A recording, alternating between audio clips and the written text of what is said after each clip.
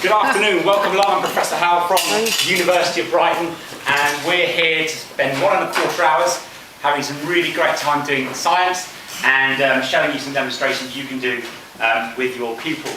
But first and foremost, we need to have a little bit of a discussion. 4 or 5 learning outcomes with this experiment. Now the first one is, you can see the CO2 is throwing its toys inside, it's turning straight from a solid to a gas. That's sublimation. And I can't think of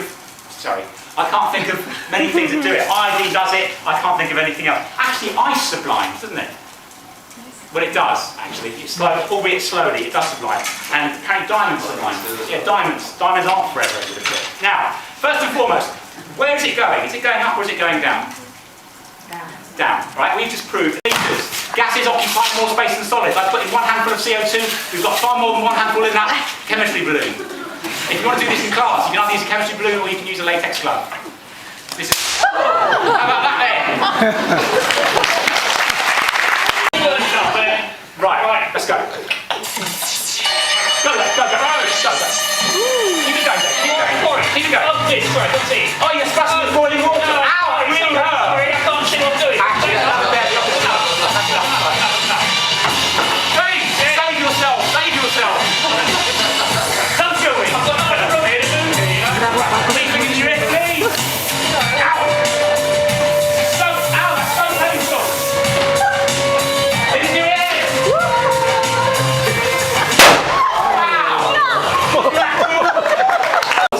The ice is 196 degrees above the boiling point of the nitrogen. I think that's such a lovely experiment. I should stop talking about it now because I'm getting a little excited about the ice and liquid nitrogen. Were you sniggering? No, you were sniggering. He was going. It's just lovely to see it. No, it wasn't. You don't think that at all, do you? No, you don't. No, I'm doing liquid nitrogen somewhere else. All right. Now, I'm going to stop, and you're going to get the bus home as well. Now, we can do lots and lots of other stuff with liquid nitrogen, and take the fact that it boils at such a low temperature to other extremes.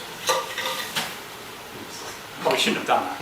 Anyway, now you might have noticed. Come here. Don't slip on the water. You might have noticed that. Isn't that nice? Oh, it is. It's very refreshing. You there?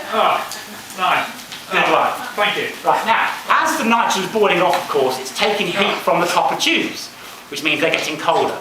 Much, much colder. And I better put them down now because my skin's about to stick to them because they are very, very cold indeed. Now, yes, right, give David a round of applause. I hope Charles's law will take effect and the volume of the gas should decrease proportionately. It'll get smaller. Yeah, but not that one. No, not that balloon. Why not the balloon? Well, that's not mine. I was just trying not to sort of take it home later. You big baby! Well, of course. What are you going to do with it? I'm going to put it in a terrible cryogenic liquid nitrogen and it's going to shrink and shrivel up and die. Well, I don't think that's a very nice thing to do. I'm not doing it to be very nice. I'm doing it so that good folks from Norway, amongst other places, see Charles's law. Charles, yes. What is this about Charles? I just did science with him once and it didn't mean anything, Dave. All right, okay. You're always bringing this up, aren't you? I'm sorry, well, I'm not having even my balloon because I want to take it home with me. Because it's my friend. Big baby. Shall we do? Yeah. In it goes. Look, Dave, it's withering up like your hopes and dreams. No, Dave, look, it's going. It's getting all small. I hate seeing a grown man cry. My Norwegian friend. Dave and his Norwegian friend. Tack. What does that mean? That's tack, all right. It's all Dave. It's finished. Oh, Dave. I'm sorry.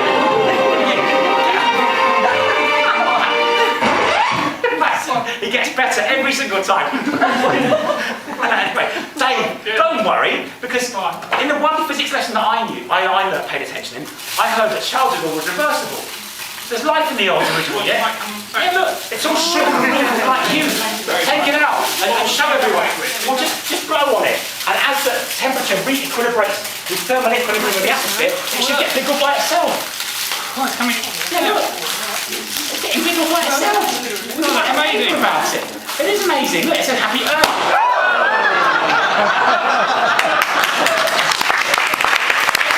And we're going to turn it on. Okay? So, lights down, please, Mike. It's all right. No, the lights down. All right? And what happens is the bulb doesn't break. Now, when I was a little boy, the other thing I did was I squirted a water pistol on a bulb, which was hot, and it blew up, and I was very frightened. All right? And the reason it blew up was because it got cold on one side and hot on the other, so it shattered as you might expect it to. Okay? And the reason it doesn't happen here is because the bulb is boiling off the nitrogen uniformly, and it's got a warm layer of nitrogen around it. Now, I wouldn't expect you to come all the way from wherever you've come from.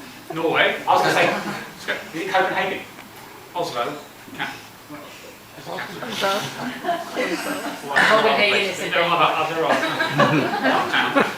Should we just get out of trouble? Right.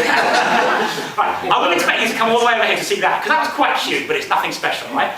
Here we have a light bulb with the glass removed, and therefore the argon removed. Now, we all know, if I put it into here and turn it on, it'll burn out within about 3 seconds, right?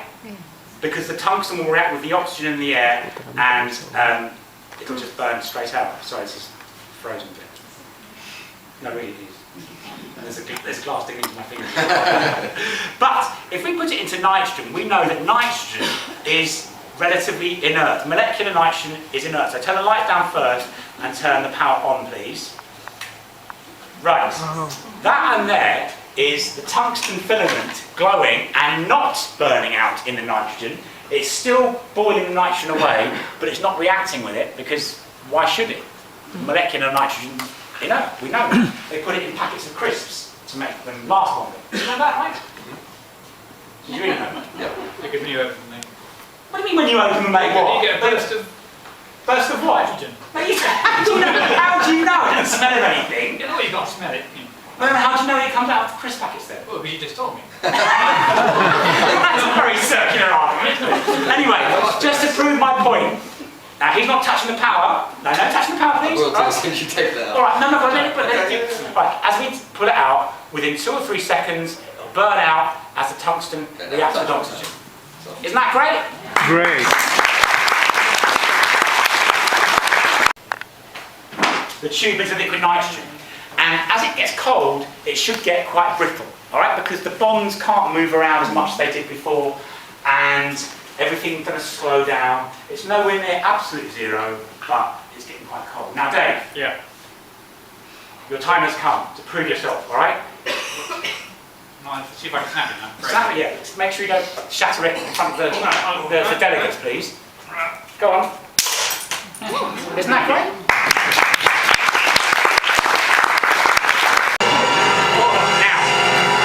Let me explain why. Liquid nitrogen is at a temperature of minus 196. Does anyone know the boiling point of liquid oxygen? Minus 180, all right? Minus 180. Now, boiling and condensing are just a two-way street, all right? So oxygen also condenses at minus 180.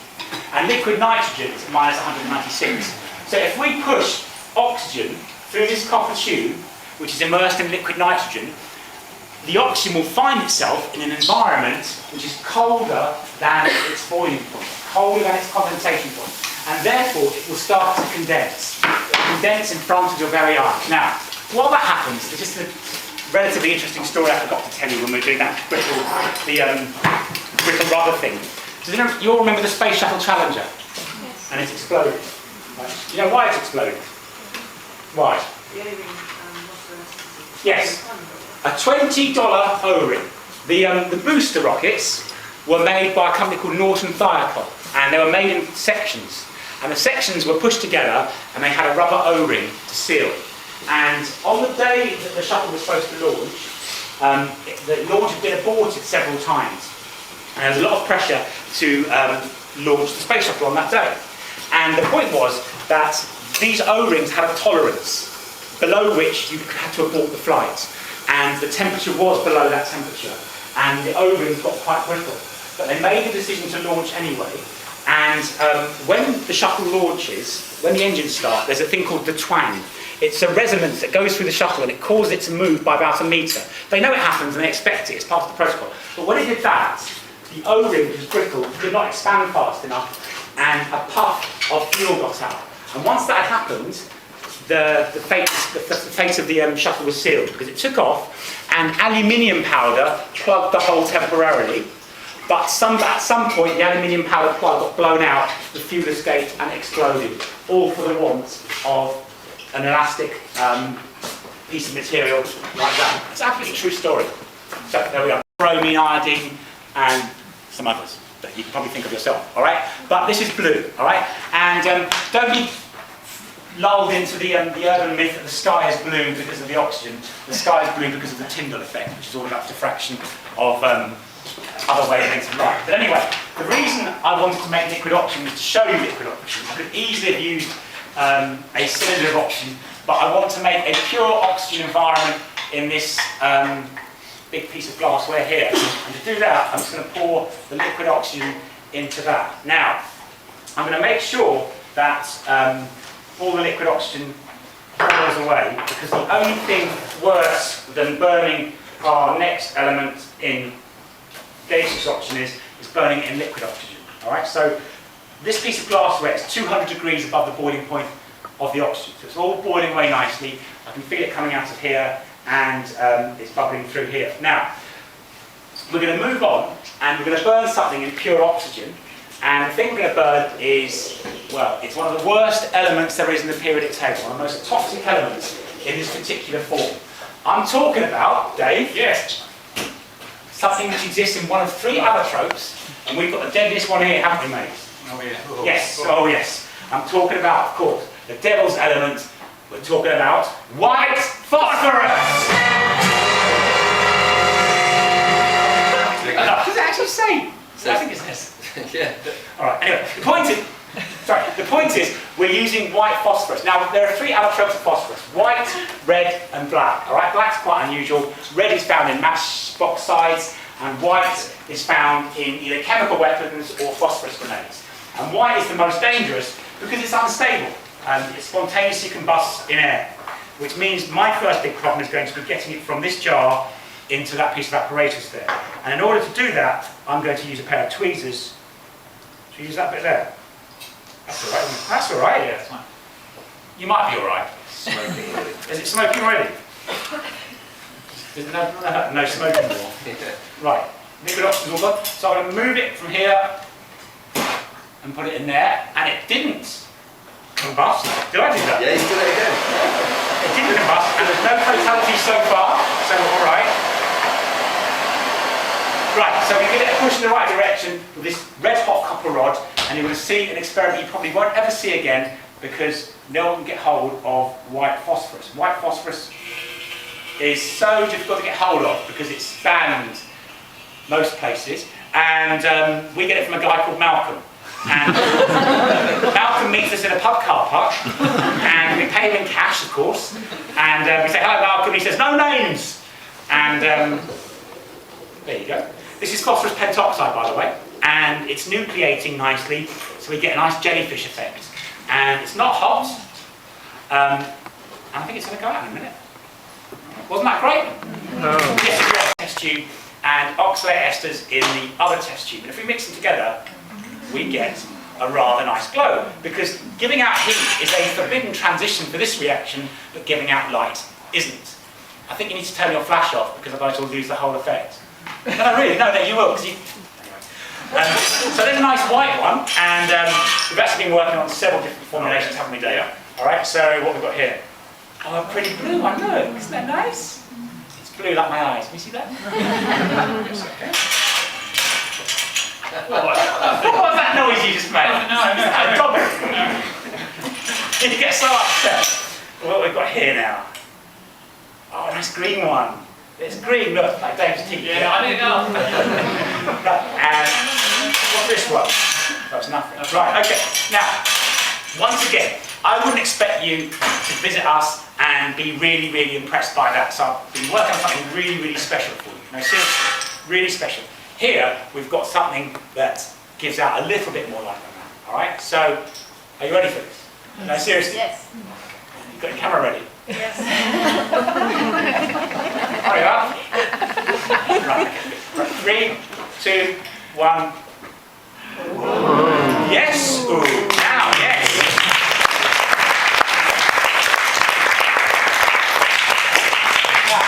Under about 20 tons of pressure, and that combines all of the chemicals a lot closer together so they get a more complete combustion. Now when I set fire to this one, it burns a lot quicker, which is really nice. 200 or 300 times its own volume of gas, that is.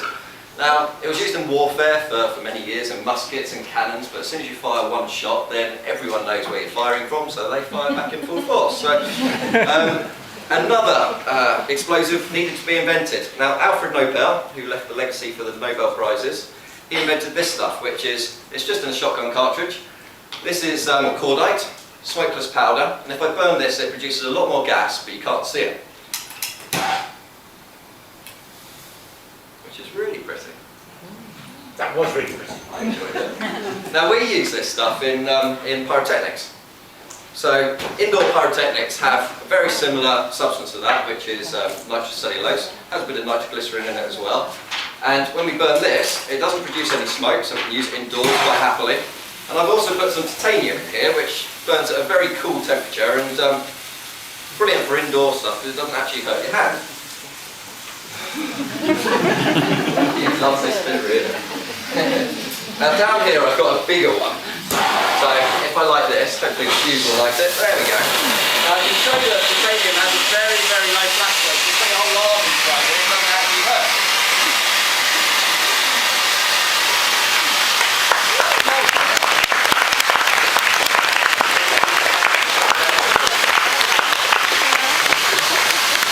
Goes on for about 5 minutes. Oh, there we go.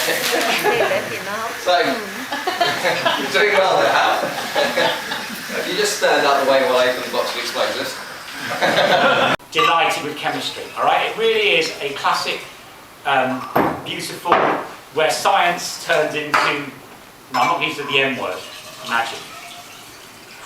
Right, okay, so, let's just give it a spin, and that one was a bit too quick for my liking, actually. That was a really quick one. Right, now,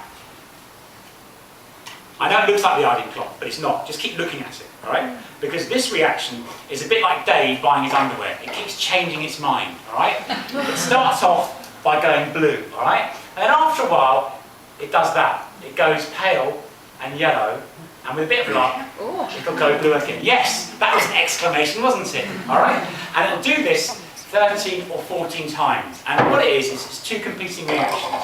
One which is producing iodine, which is reacting with some starch, and one which is unproducing it. Unproducing it?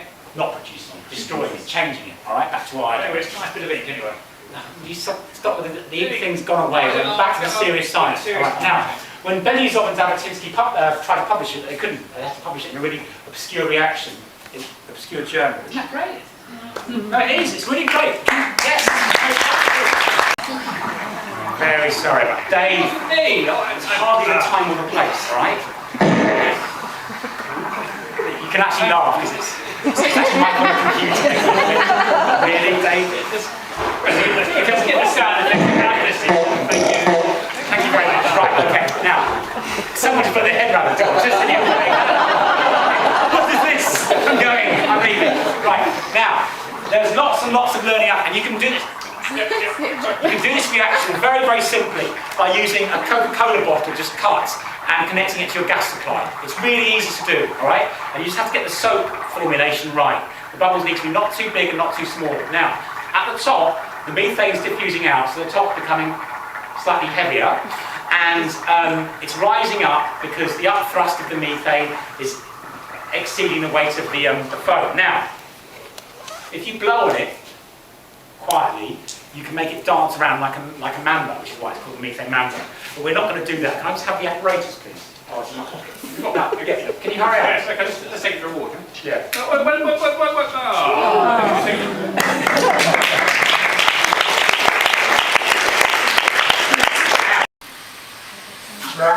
Yours is, yeah. We're going to... Hello, Okay.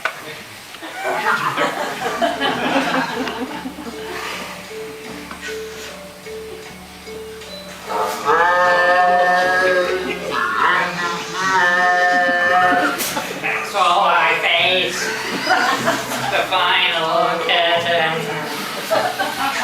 My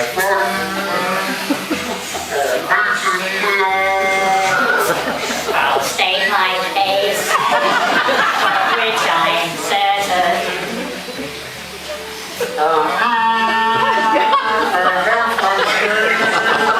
I've travelled each and every highway.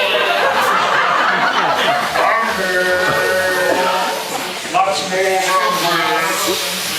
We did it.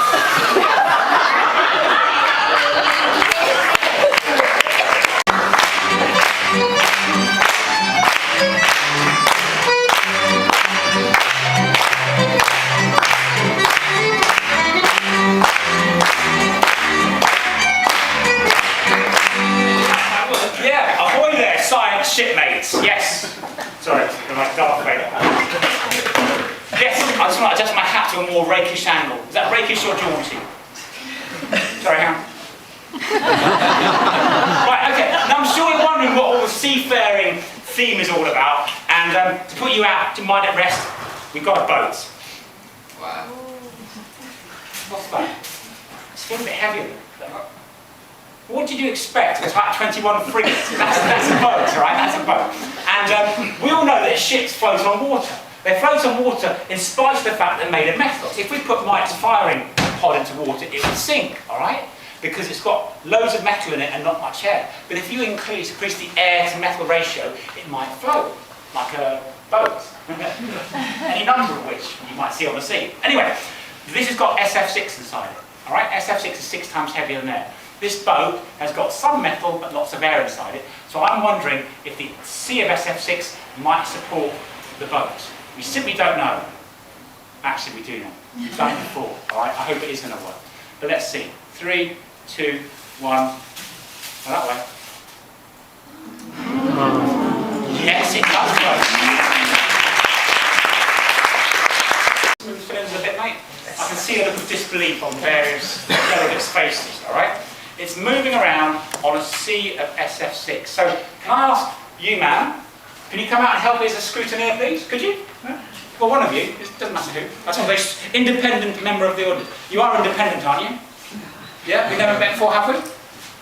Have we met before? No. No? Right, okay. Can you just come and scrutinise our SF6 boat, please? No, come this way. Right, can you look at it, lift it out, place it back in? No strings, right?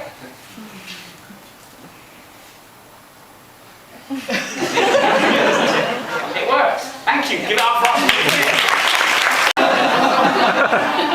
Okay, this. That's very sad.